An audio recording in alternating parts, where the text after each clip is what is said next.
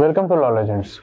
आज हम इस वीडियो में इनकम टैक्स एक्ट 1961 के section 14A expenditure incurred in relation to income not includable in total income पर डिस्कशन करेंगे। सेक्शन 14A सबसेक्शन 1 इस चैप्टर में बताया गया है कि टोटल इनकम के कंप्यूटेशन के पर्पस के लिए इस एक्ट में किसी विपरीत प्रोविजन के होते हुए भी जिस इनकम को टोटल इनकम में नहीं लिया जाता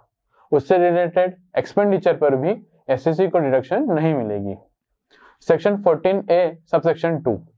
इस एक्ट के अनुसार जो इनकम टोटल इनकम में शामिल नहीं की गई है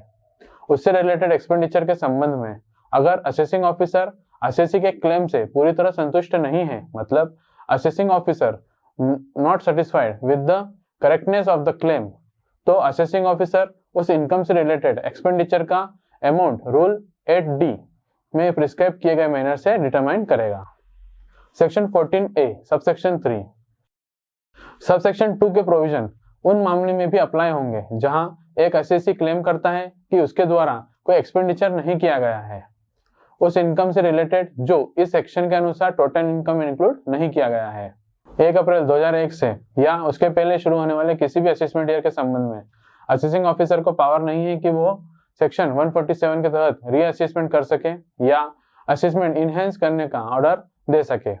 या दिए जा चुके रिफंड के अमाउंट को रिड्यूस कर सके या सेक्शन 154 के तहत असेसी की लायबिलिटी इंक्रीज कर सके।